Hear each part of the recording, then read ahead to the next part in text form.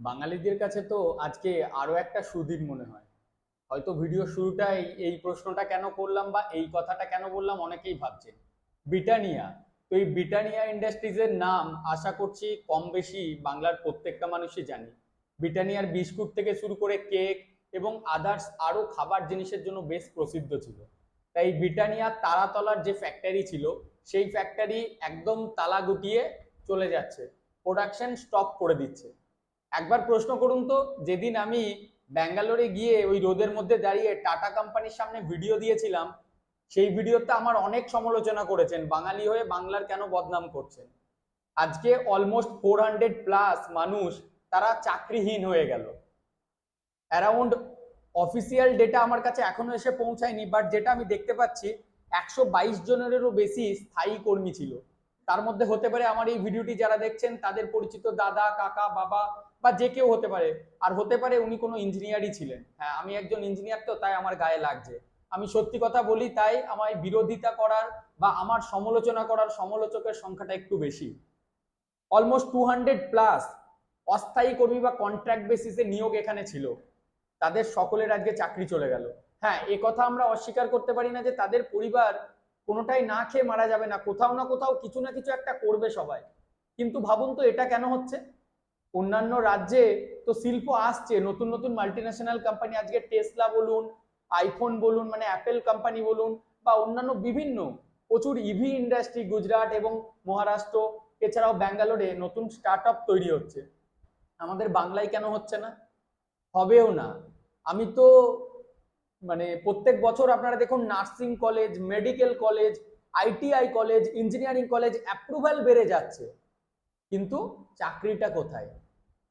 হয়তো অনেকের কাছে এটা সুদিন, যাদের পায়ে তেল দিয়ে দিন চলে তাদের কাছে এটা সুদিন। তাদের কারখানা বন্ধ হোক বা কিছু হোক, তাদের কোনো কিছু আসে যায় না, কারণ তাদের যেটা প্রয়োজন তাদের সেই টাকাটা ঠিক আসতে থাকবে অন্য দিক দিয়ে। যাই হোক, এই বিষয়ে আপনাদের কি মতামত আছে সেটা একটু শেয়ার করবেন।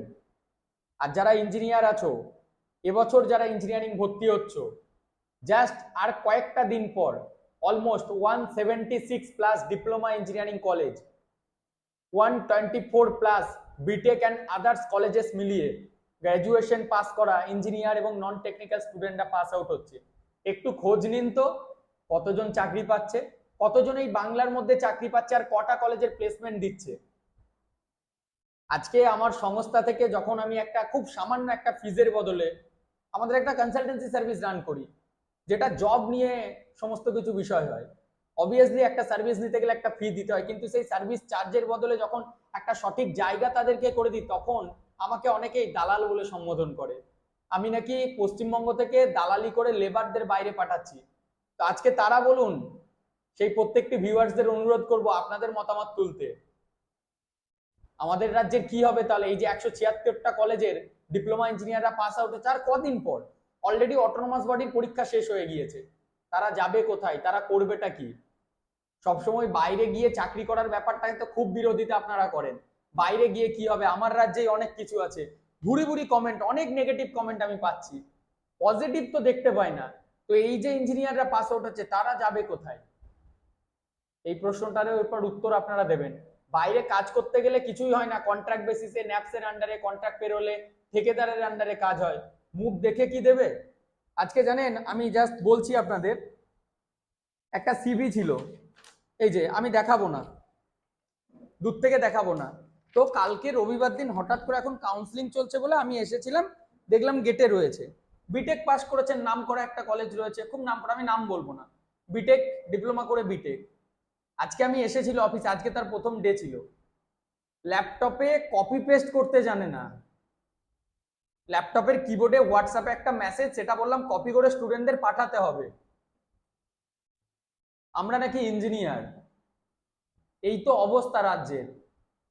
স্টুডেন্টের কোনো দোষ ছিল না, আমি এটুকু বলবো। হ্যাঁ, হতে পারে তারও শেখার কোনো ইচ্ছা ছিল না, কিন্তু সে যেখান থেকে বিটেকটা পাস করেছে সেই কলেজ কি শেখালো তাহলে তাকে? একটা বিটেক ইঞ্জিনিয়ার ছেলে যে ল্যাপটপে কপি পেস্ট করতে পারছে না, দেখিয়ে দেওয়ার পরও তারা নাকি ইঞ্জিনিয়ার। আমরা নিজেদেরকে ইঞ্জিনিয়ার বলি আর বলি আমরা চাকরি পাই না, মাইনে কম। মুখ দেখে কি আর বেতন দেয়? এই কথাটা একটু মেনে নিন। যোগ্যতা অনুযায়ী সকলে উপার্জন করে। তো যাই হোক, আজকে সুখের দিন না দুঃখের দিন বলবো না, আপনারা সেটা ডিসাইড করবেন। ব্রিটানিয়া শাটডাউন হলো, শুধু ব্রিটানিয়া কেন, এরপর ধীরে ধীরে দেখুন আরো অনেক কোম্পানি আমাদের বাংলা থেকে গুটিয়ে বাইরেই চলে যাবে। আর কিছু বলার নেই, আপনারা আপনাদের মতামত তুলে ধরুন।